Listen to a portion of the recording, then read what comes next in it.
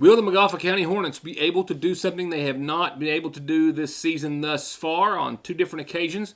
That's beat Paintsville and pave their way to the 57th District Championship this Friday night and assure a seat at the table, so to speak, in the 15th region. Well, that's what we're about to find out just as soon as I head off from the news tonight. So look for those highlights on tomorrow's program as we will seat the final team to go on to the championship round for the 57th District. Before I leave, we have to back up the clock and see how the Johnson Central and Martin County game went last night for the boys, the first of the two semis for the boys. We will have that, coverage of your Magafa County Fiscal Court meeting, some coverage of an auto accident that happened late last night on Burning Fork, and some other news and information. A lot happening on our calendar tonight. And there's always a lot happening in the weather, showers and storms, and a cold front that it's still on tap to give us a big temperature swing. But all in all, looking at a sunny, I'll be a little bit compared to the last few days, cool weekend ahead. I'll get to all that in just a few moments. A little good news perhaps for you. The IRS has decided to postpone this year's April 15th filing deadline for your taxes, upping it by a month. That's right, the new deadline set for May the 17th. Under Titanic stress and strain, they say American taxpayers and tax preparers must have more time to file tax returns. I know and have spoken to a few tax preparers and some folks who need to get their taxes filed. I can agree with that. The IRS actually, as many of you may know or are about to know, started sending out those $1,400 stimulus checks to households over the course of the weekend. We've been hearing word of some folks receiving theirs. Not everyone. You can go online and check. It's kind of it's coming or not scenario. I don't think it gives you an exact timeline, but you indeed can. The agency has also, they say, gives you some idea. The IRS says that they had a backlog of millions of individual and business returns that it had not processed from last year around the time that this year's tax season started. So they were still way behind from last year at the start of this tax season, understandably so, given COVID and everything that it has done. Rescue crews and law enforcement responded to a single vehicle crash last night on Route 1888. On the Sayersville side of Burning Fork, about a mile or so up, Magafa County Rescue Squad, EMS, and law enforcement responded to a single vehicle crash. This vehicle, which overturned and landed on its side in a yard or grassy area nearby. I'm told that there was one person inside, a male, who suffered some serious but what was believed to be non-life-threatening injuries at the time. He was also, I believe, out of the vehicle upon arrival of emergency personnel, possibly being assisted by some individuals in the area. The vehicle uprighted here shows the damage done. The accident was handled by the Magafa County Sheriff's Department. No other details were available as of airtime. I'll be right back. Always the time for new beginnings and redecorating, or at least adding a few new favorite pieces to your home decor.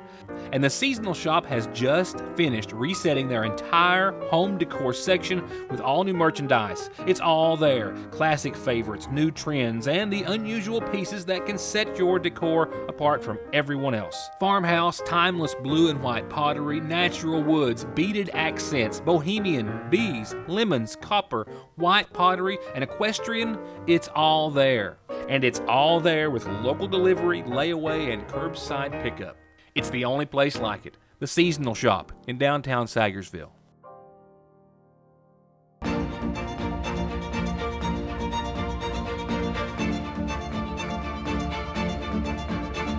I'm Dr. Jason Zimmerman at Highlands ARH, the healthcare system of Appalachia. Jesse Rudd and his staff at Parkway Pharmacy are proud to announce the newest member of their team, and yours, pharmacist Dustin Jones, who's actually the grandson of Janet and the late Paul Jones of Dixie in Sayersville. And his addition of over 12 years of experience in inpatient and outpatient services gives you unmatched availability and care when it comes to your health and medication. Parkway Pharmacy, where you can always talk to a pharmacist when you need one. There's no missing that this is the new McFarland and Tinker Law Office location on the Mountain Parkway in the former Farm Bureau building in Sayersville, just like there's no denying that their nearly 60 years of legal experience has won their clients millions and millions of dollars in disability, auto accident, and wrongful death cases. It's where your case matters to you and to us. McFarland and Tinker, also Griffey approved. You can look for a full write-up in tomorrow's edition of the Sagersville Independent on a lot of things, one of those being the McGoffin County Fiscal Court meeting from yesterday.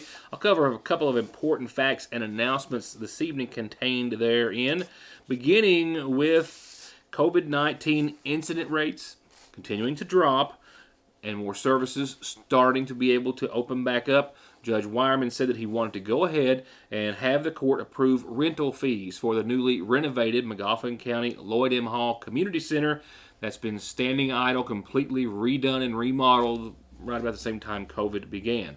As well, they are setting fees for the horse park and for shelters at the Bloomington and Half Mountain parks. They approved the rates of $50 for a 3-hour block at the community center for parties, showers, reunions, get-togethers, and the like, and $100 for ticketed events in which they would have the space for the whole day. The horse park is also going to have the same rates as the community center, he said, with a $100 rental fee for an all-day event, with the addition of a refundable $100 deposit. There will be no charge at the Bloomington and Half Mountain parks to use those facilities for parties, showers, reunions, and the like, and $100 for ticketed events should they be held. He noted that only nonprofit groups can use the county's rentable spaces for ticketed events. He then went on to explain the importance of the spring cleanup campaign, as well as vent his frustration with, and perhaps, as he says, per COVID, an unusually high, sickening amount of litter along McGoffin County's roads. The litter abatement grants with the people picking stuff up, we're going to ask that everybody that does that, all those charitable groups and nonprofits, that they contact our office before March the 1st or April the 1st. The rest of this month, we're going to be taking those, trying to contact the ones that's done it before, so that we can see how much money we can give them all. Because we got to get on this. I've never seen so much trash out there in all my life. It's an absolute disgrace. I was in Morgan County today, and they've got some. I wish ours looked that good. It's pitiful. It's embarrassing when these news media come out, and I have to show them the flood damage, and I have to drive by piles and piles of trash.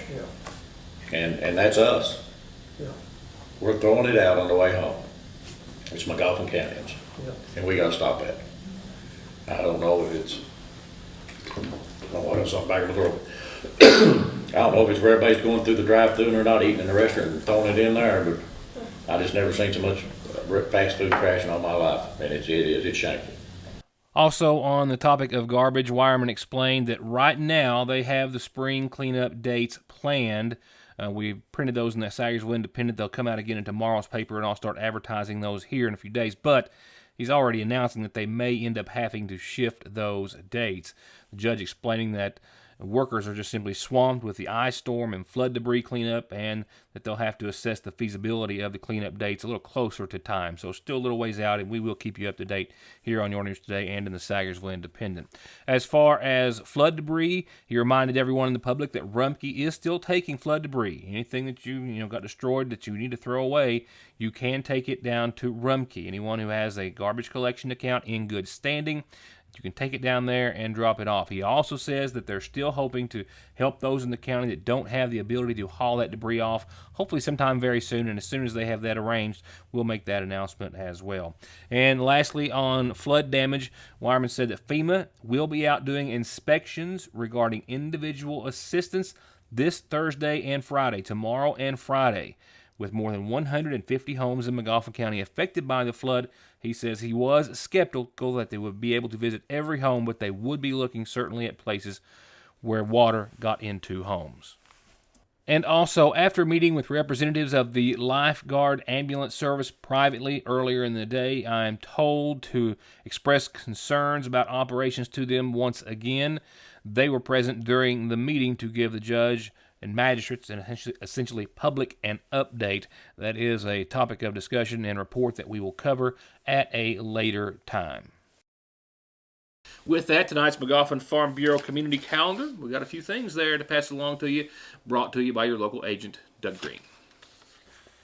And announcements like this one are so good to hear. It means kids are going to get outside and be able to play together this spring, and sooner than later. But you got to sign up first, and the last chance to play ball is this Friday, 5 to 6 at the Lloyd M. Hall Community Center. It's the last sign up for the spring season. They cannot take any applications after 6 o'clock this Friday. Just no exceptions. They have to make sure they get them all in by this Friday. 5 to 6 at the Community Center. Now, for T-ball, children must turn 4 by August the 31st of this year. Softball can't turn 13 before January the 1st, this past January the 1st, and baseball can't turn 13 before this coming May the 1st. Sign-ups are $45 per player. There are discounts for siblings, moms and dads, and families. If you paid a sign-up fee for the 2020 season and did not request a refund, it will be applied to the 2021 season. How's that? You will need to fill out a new application, though, so keep that in mind. Last day to sign up this Friday, 5 to 6 at the Community Center. Marlene Howard from over across the way says, hey, it's commodity time this Thursday. That's tomorrow, 10:30 till 2:30 at the Community Center in the rear.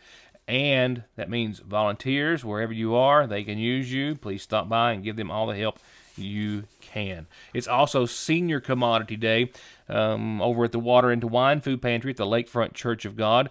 That is tomorrow, 12:30 till 3, earlier if all the boxes are given out. And clients on the regular senior commodity list, please get your commodities by 2, because after 2, anyone on the waiting list can pick them up if there's any boxes left. And don't forget about another very special meeting for the McGoffin County Special Olympics organization.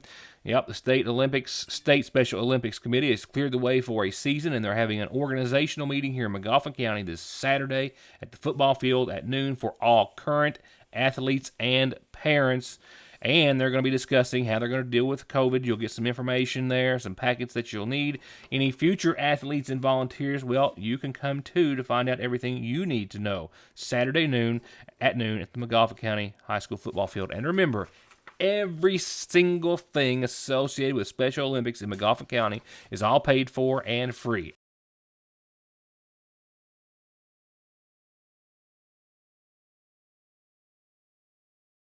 With that said, I have just received one funeral service announcement that's come in for this evening, brought to you nightly by the McGoffin County Funeral Home. Joyce Ann Hunley McCarty, 77, of Sayersville, passed away Tuesday at the Lee County Nursing and Rehabilitation Center in Beattyville. The daughter of the late Richmond and Vincy Howard Hunley, she survived by a son, David McCarty, brothers Bobby J., Billy E., and Mitchell Hunley, sisters Ethel May Gibbs and Edna Faye Hunley, and a granddaughter, and she was preceded in death by her husband, Rodney David McCarty.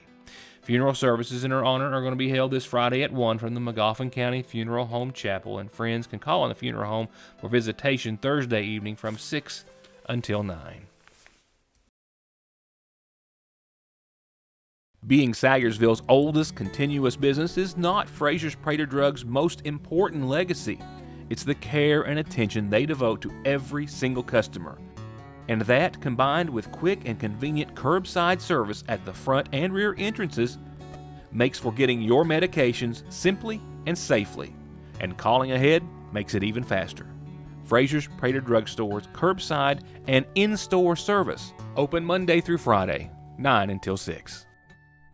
Drive safe and save this winter at Conley Tire in Staffordsville, or just go to conleytire.net to see the latest specials on thousands of all-season snow and off-road tires in stock every day. And you can take 6 months to pay with no interest at Conley Tire, 297-2424.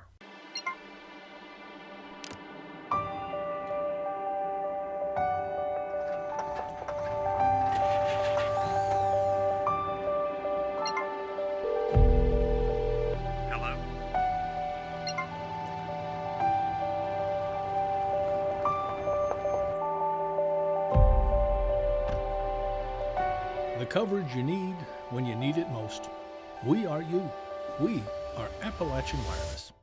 Go with All Pro, and you'll always get a perfectly finished project backed by decades of experience and thousands of satisfied customers. Always with the best prices on everything from small to large remodels, bathrooms to kitchens to entire homes, or turnkey new construction on everything from garages, homes to retail space. And seamless gutters too. And All Pro still offers 0% financing for up to 18 months and long-term low interest rates on those big projects. For an estimate, call this family-owned business today. Hey, high school basketball fans, satisfy your crave all week long during the 57th District Tournament here in Magoffin County with our tournament special.